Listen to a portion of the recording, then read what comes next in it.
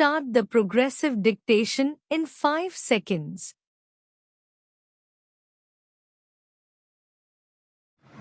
Ready? Start. Universities, which can be termed new in the sense that not even half a century has passed since their establishment. At this university, except the Benares University, may perhaps be said to be the oldest.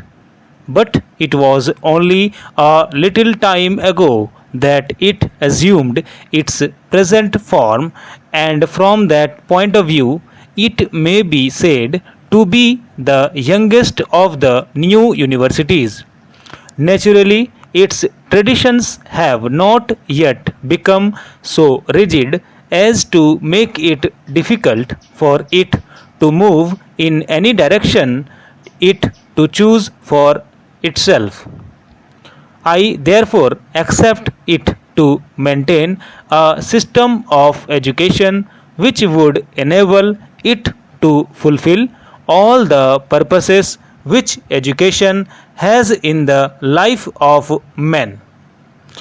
I have observed on several occasions and at several places previously that our present educational system, whether of the primary or secondary schools or of the universities, does not seem to be fulfilling those purposes, and that at any rate it is not fulfilling those objectives in a balanced way.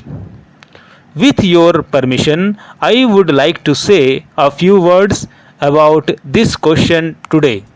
In my view, the objectives of education are three, two of which relate more or less to the life of the individual as such, while the third is concerned with his collective life. Its first objective is to enhance the power and capacity of reason of the individual given to him by God.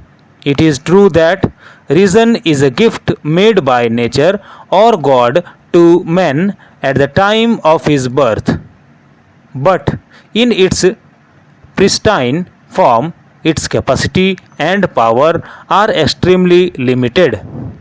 If a person were to be left to depend on his untutored reason alone, he would not be able to use it for any good to himself or to his fellows due to severe limitations of space and time.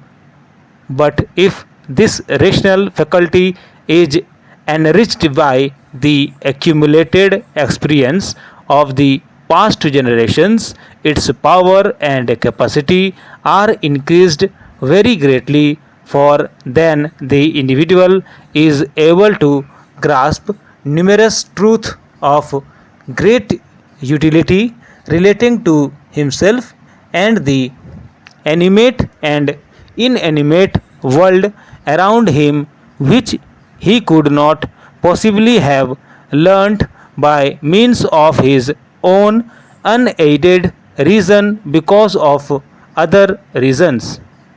The second objective of education is to train the senses of every individual human being as will enable him to employ them for fulfilling successfully all his physical and other needs. While knowledge is no doubt essential for a proper employment of these organs, their practical training is also necessary for the same purpose. However vigorous or energetic a man be, he cannot effectively undertake any work unless his bodily organs are also properly trained and have some experience of that kind of work. Stop.